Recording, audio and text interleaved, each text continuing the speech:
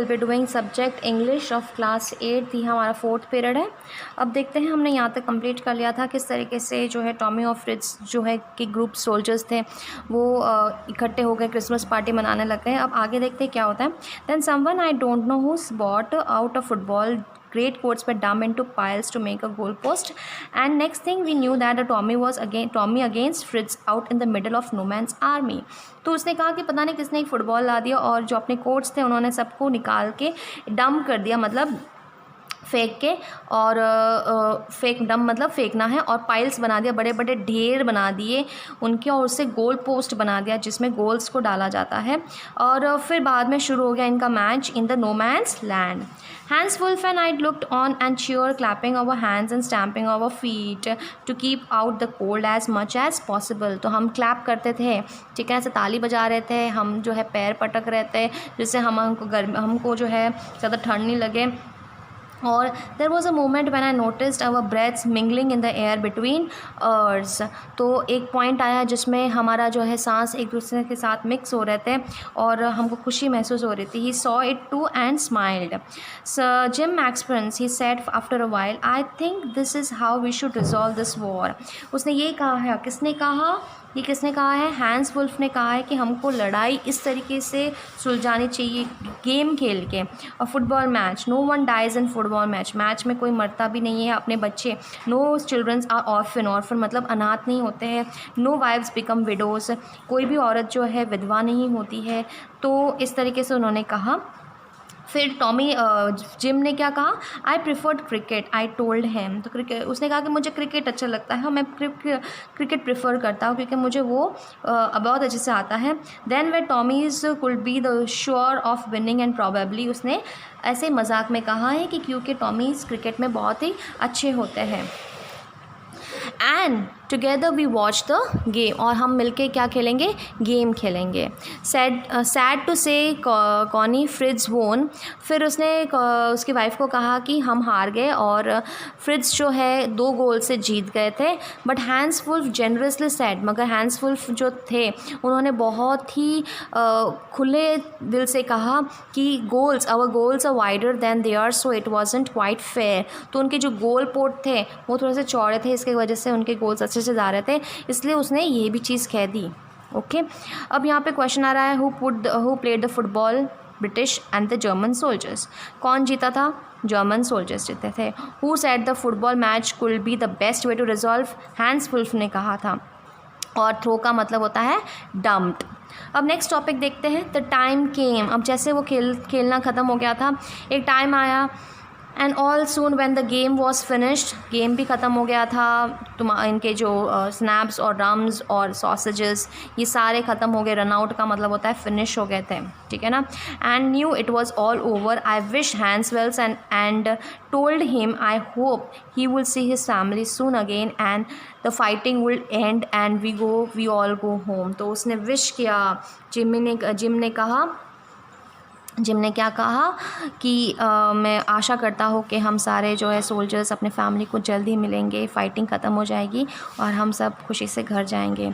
I think that was every soldier wants on both the sides. तो दोनों तरफ हर soldiers यही इच्छा करता है कि लड़ाई जल्दी से ख़त्म हो जाए और उनको घर जाने मिले अपनी फैमिली के पास। Handful said take care Jim McPherson, I shall never forget this moment nor you. तो उसने कहा कि हम ये जो समय था हम कभी भी नहीं भूलेंगे। We salute and walked away from me slowly and unwillingly. तो वो धीरे धीरे निकलने लगे, इच्छा नहीं थी फिर भी वो जा रहे थे, उसको ऐसे लगा।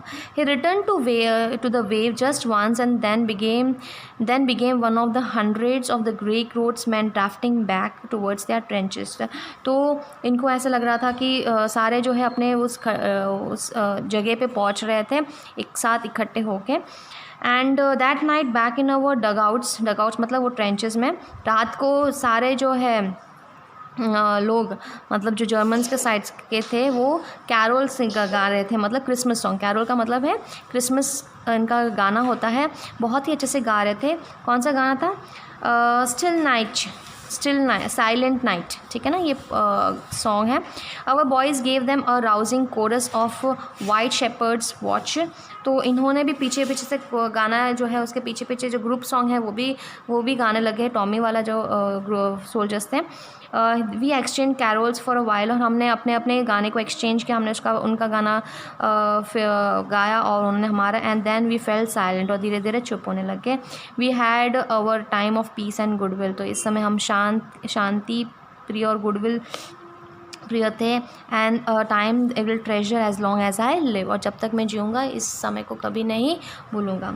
Dear Connie my Christmas, dear Connie, by Christmas time next year this war will be nothing but a distance and terrible memory. तो इसने यही कहा कि ये जैसे इस क्रिसमस तक तो ठीक है, नेक्स्ट क्रिसमस तक ये एक अजीब और बहुत टेरेबल, ड्रेडफुल और फ्राइटनिंग मेमोरी रहेगी। I know from all that happen today how much both armies long for piece, और दोनों तरफ दोनों जो आर्मीज़ है शांति के लिए कितना लॉन्ग, मतलब कितना इच्छा कर रहे हैं, कितनी इच्छा है इनको कि शांति हो जाए और फिर वो अपने घर जाए। We shall be together again soon, I am sure it. फिर लास्ट में इसका हम जल्दी ही मिलेंगे, ये मुझे विश्वास है। You are loving Jim. तो यहाँ तक इसका पूरा लेटर ख़त्म हो गया है। अब आप इसको जैसे रीड कर सकते हैं। Who said every soldiers want on both sides want to end the fighting, German officer Hans Wolf said. I shall never forget this memory, किसने कहा? हैंस वुल्फ, जिम मैक्सपियर से उन्होंने कहा था। Who sang the song still night, Germans ने कहा था, और ग्रुप सॉन्ग का मतलब होता है कोरस। अब देखो यहाँ तक आपका एक एक पैराग्राफ आता है। जैसे फर्स्ट यहाँ दिया हुआ है फर्स्ट, तो ये पूरा एक पैसेज है।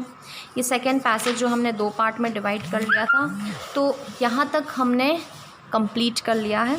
अब ये कॉम्प्रिहेंशन चेक दिया हुआ है, मतलब ये आप नहीं लिखोगे तो भी चलेगा, बट एक बार रीड ज़रूर कर लेना। ये पूरा जो पैसेज, सेकंड वाला पैसेज पूरा था, तो ये पूरा एक क्वेश्चन आंसर्स बताया गया है कि who has written the letter to home आ सकता है, और इतने सारे बार बार लिखने की ज़रूरत नहीं है। जिम ने इसकी वाइफ को लिखा है। ओके, क्या क्या बताया इसमें कि किस तरीके से 2 एनिमीज़ क्रिसमस सेलिब्रेट कर रहे थे वो बताया गया है, ठीक है ना। उनके जॉब्स कौन से थे, अगर जब लड़ते नहीं थे तो वो क्या क्या काम करते थे, ठीक है ना। कभी हैंस वुल्फ डॉर्सेट गए थे तो नहीं, उसको कैसे पता चला? किताबों से पता चला था।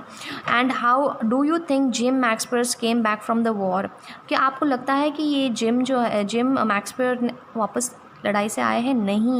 नहीं, अगर नहीं आए होते तो इसकी वाइफ इतने साल तक उनके लिए वेट नहीं करती। तो यहाँ पे ये चीज़ थोड़ी सी अलग है, तो इसको अच्छे से रीड कर लेना। ओके, ये तो सिर्फ रीड करना है आपको अच्छे से। तो हमारा वर्क रहेगा, ये आज के पीरियड में हमने 2 पैराग्राफ किए हैं। तो पीरियड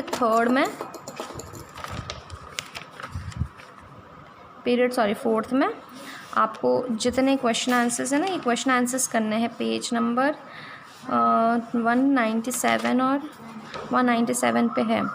तो होमवर्क में आपको क्वेश्चन आंसर्स करने हैं, जितना पैराग्राफ पढ़ा रही हूँ उसके क्वेश्चन आंसर्स करने हैं, ठीक है ना। ऑफ द पैसेजेस के क्वेश्चन आंसर्स करोगे अपने नोटबुक में, और वर्ड मीनिंग्स और कॉम्प्रिहेंशन चेक आपको लर्न करना है। क्लियर?